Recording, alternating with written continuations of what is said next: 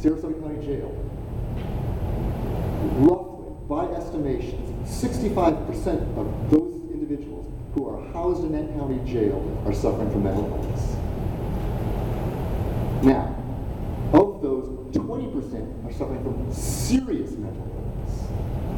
That's interesting. Again, where does the line divide itself? I don't know.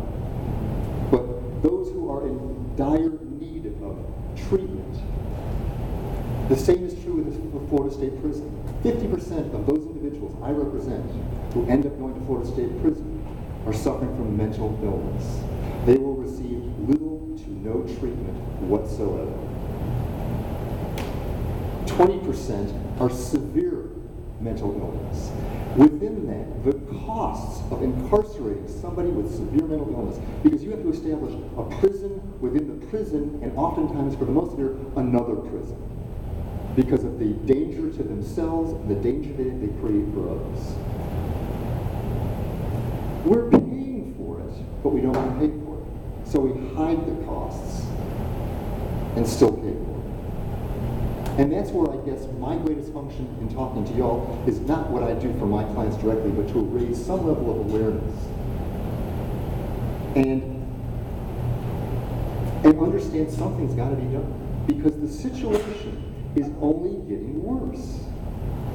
The number of those individuals, I come here, if any of you get a chance, and then you'll realize how much information I plagiarize from him, go on YouTube and watch John Oliver and his covering of mental illness. It was a wonderful expose.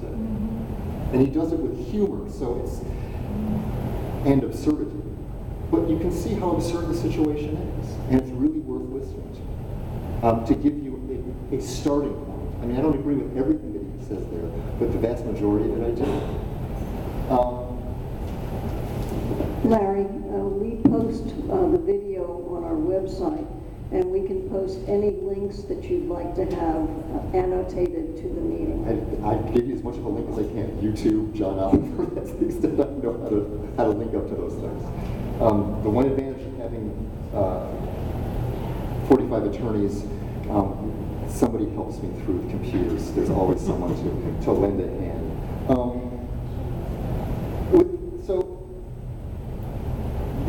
I want to talk about, it leads to the incarceration rate, of which, the United States represents 5% of the world's population, yet we incarcerate 25% of the world's population. Phenomenal example. And again, we live in a punitive society. We're coming to the realization that we need to address rehabilitation. We need to recognize, as I said in the beginning of this talk, mental illness is a disease. Addiction is a disease. And the criminal justice system, as I see it, is woefully inadequate in addressing these matters. It is a public health issue. I have no idea how much I've talked. I want questions, because I would much prefer listening to your questions. Here you go. I'll just use it. I can just easily take that. I'm about fast guy here. Anyway, I was just thinking I heard today that it was an NPR coverage of the government, I'll use that term these things, is helping to release something like 6,000 criminals currently. And the point I wanted to make, and it wasn't a question or is just to note that they went through the coverage of the issue, went through how much rehabilitation work was done with each of these individuals, and with those who had been released prior to this group that's going to be released at the first of the month, how much rehabilitation work that was done with them in order to see and try to ensure that once they were back on the street, that they were prepared to actually survive outside of prison walls. I thought that was an important point. Well, and this is an issue that was addressed, I think. I'm nervous because Nora's come closer, and I don't know what that means. She's got it. But what is done with, again, addressing the criminal justice, you read the rules of criminal procedure, the Florida rules of criminal procedure. Our judicial system, our court system, our criminal justice system is set up with one objective: punishment. They make no bones about it. But I think that the recognition, as I said, of the massive incarceration rates, it is not, I think that it is no longer fiscally responsible, and I do not think it in any way enhances public safety. And so for those reasons, there has been a real shift when from the president down to the state and local level of addressing and realizing that we have to set up diversionary programs. We have to recognize that punishment, it ain't getting us anywhere. And the wheels are starting to come off the wagon, so to speak. Nora, you have a question? I do. Sorry about that. Actually, I think it's something you should speak to because this sounds so negative. I mean, it sounds like we're all going down the tubes, and the truth is, it's an enormous problem. Even if you dumped a ton of money, it still would be quite a problem. But we have established a drug court, an alcohol court, a mental health court. All of these are jail diversionary programs, and the people are supposed to be referred to treatment.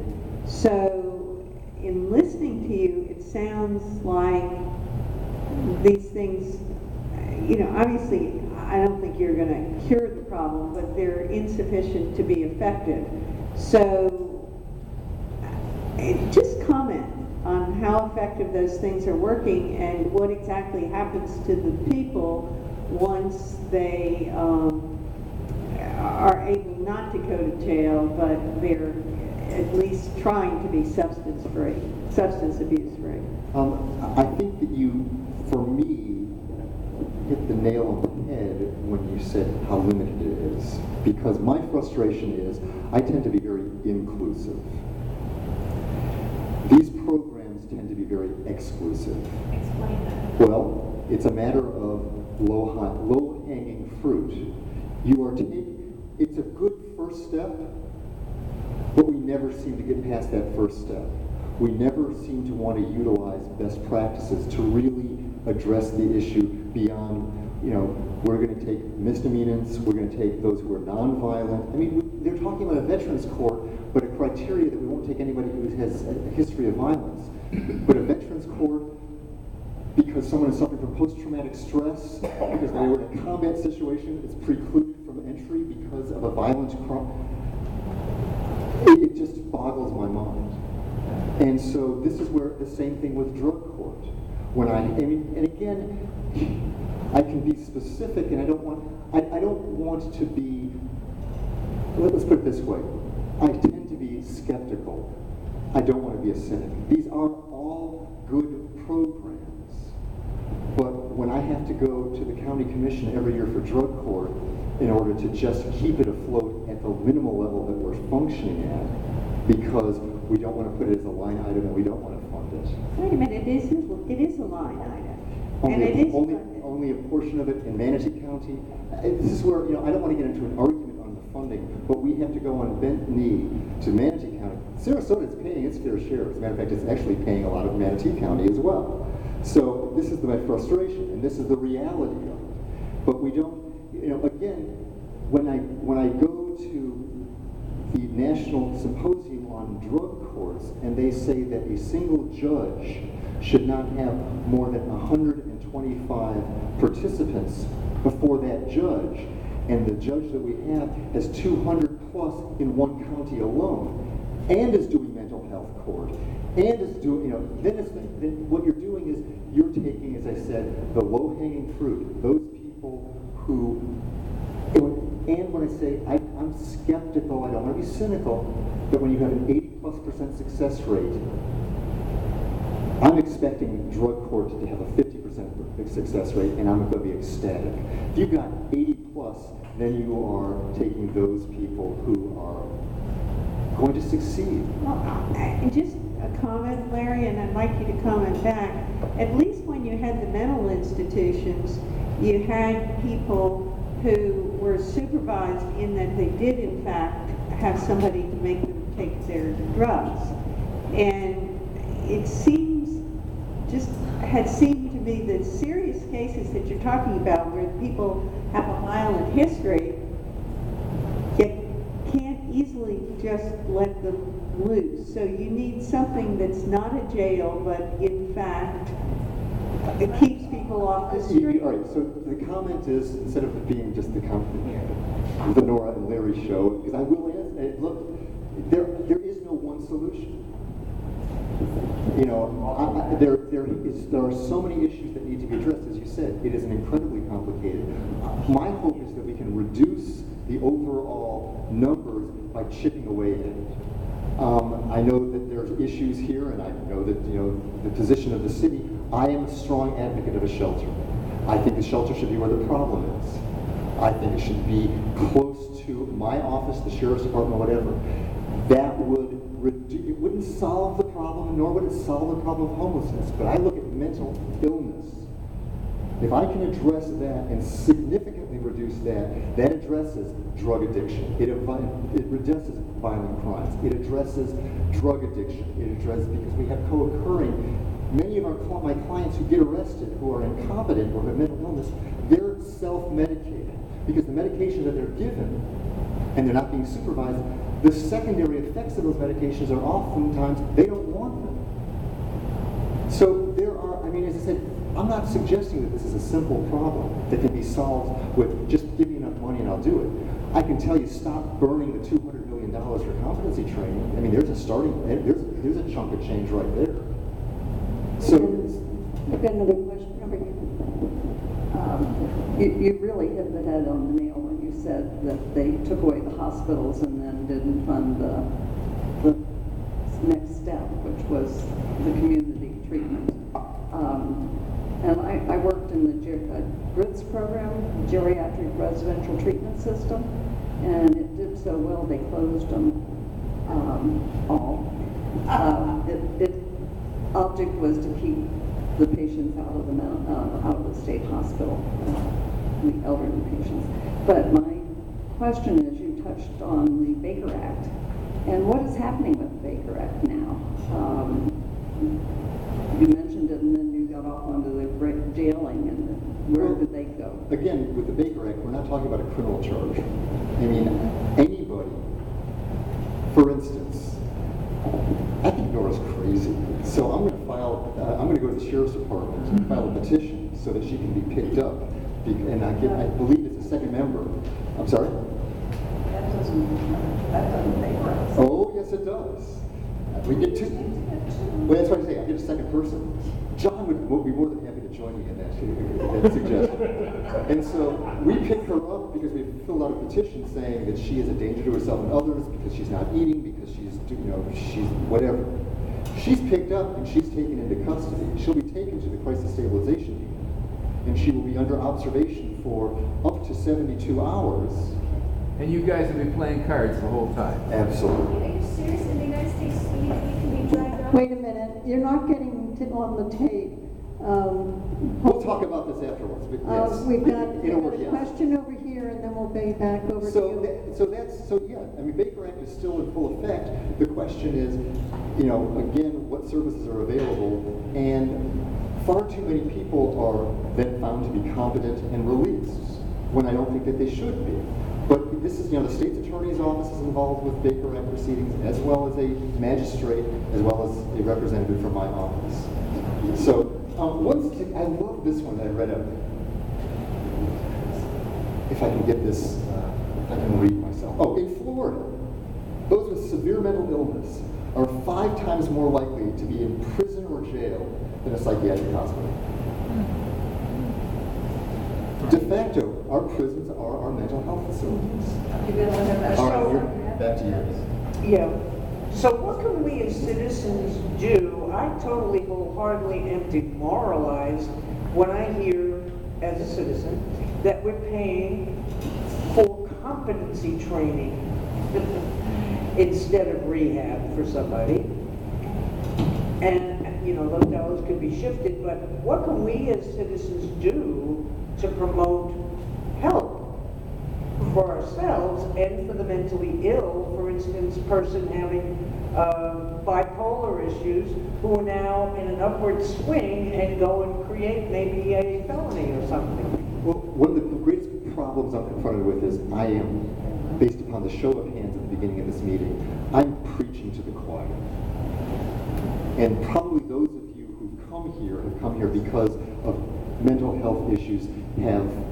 You were thinking that I was going to have the answers to your questions as opposed to depressing you with what I'm confronted with. I think that we need proper funding, that the funding has to be directed. We have to tell our legislators that we're serious, that this is an issue of paramount importance. That's what we need to address, and in not a superficial level. And I guess, as a Republican, I'm not supposed to, but if it takes taxes, it does take money. And we can't be afraid of saying we have to spend money on this.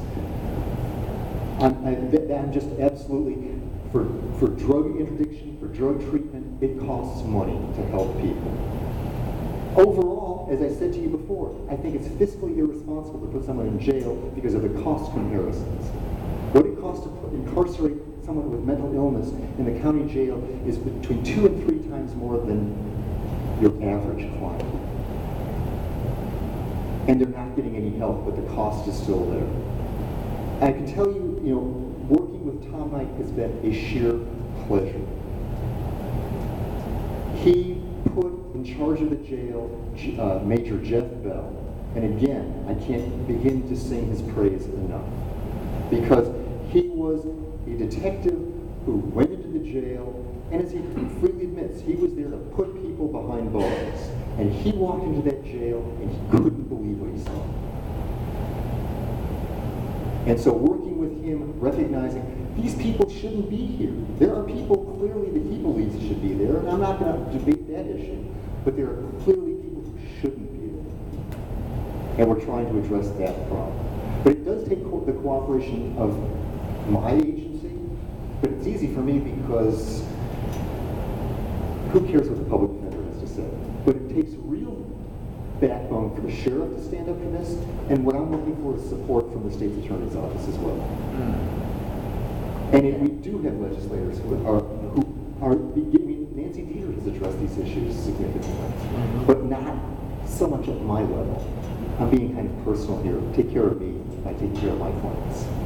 We've got 3 questions.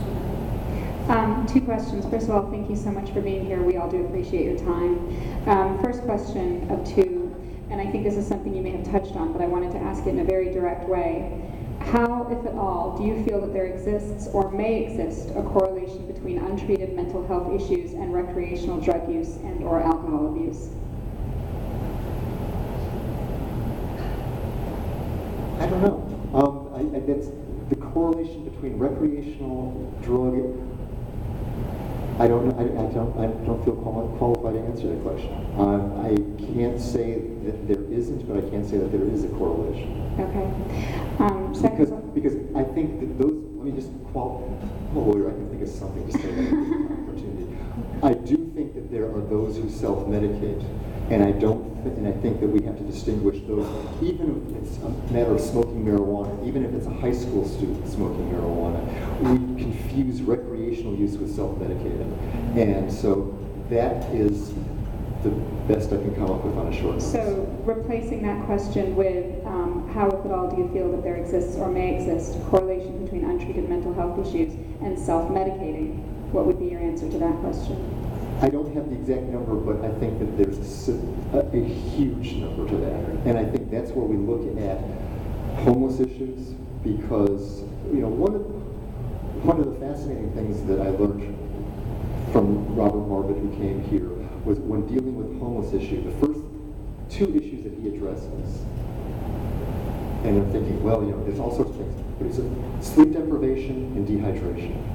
And he said psychotic episodes are reduced significantly if those 2 things are addressed. And it's sort of like, it's so simple. Who would have thought that that's the things that you do? I mean, and you said, you test people, they're at toxic levels of dehydration. And I don't know how many of you spend time outside. I love Florida and I love being outside, but try sleeping outdoors in the summertime. And tell me if you don't need to medicate yourself in order to get some sleep, in order to beat the sleep deprivation. Second question for you very quickly. That first question was 2 parts. That was 2 parts. We'll now move on to item B. Thank you. What are the corresponding figures for the general public as compared and contrasted with and against individuals who are either charged with a crime or currently incarcerated as pertains to those afflicted or not afflicted by mental illness? That question was too complicated. Okay, should I repeat it or rephrase it? Repeat it slowly. Maybe I'll catch up. Did anybody understand the question? Okay, it's not just me. I just wanted to verify it's okay. Yes. What are the corresponding figures for the general public as compared and contrasted with and against individuals who are either charged with a crime or currently incarcerated as pertains to those afflicted or not afflicted by mental illness? Okay, I do understand the question. I know those who go into prison. I don't know what the general population is that suffers from mental illness. And I don't know if there's any real way to quantify that, because I would say the vast majority of mental illness goes unreported, and it's manageable enough that you don't end up involved in the criminal justice system. As I said to you before, approximately, that's more in some states, but the state of Florida, they approximate those with mental illness. 50% of those individuals entering into Florida State Prison will be diagnosed with a mental illness in need of treatment. Now, I couldn't even tell you, to show my own lack of knowledge, the breaking point between severe mental illness and just mental illness that's in need of treatment. And then there's people like myself who depression is a mental illness, and I'm not embarrassed to say it. I'm not embarrassed, but it certainly pales into comparison to what my clients do. Okay, we got a couple questions back here. Hold on. I love talking to you, but my wife and children are expecting me, so I got another 30 minutes or so if you want. We're talking about the criminalization of mental illness, but isn't a big part of the problem the fact that you can't compel anybody to get help unless they have actually broken the law? I mean, you really can't. I mean, there's people walking up and down the streets on Main Street, I see them every day, that are clearly suffering from mental illness. But until they break a window or get in a fight or do something, you can't do anything. There is that segment of the population, I agree. And in that regard, but again, I'm looking at chipping it away so that the problem is less. I'm trying to reduce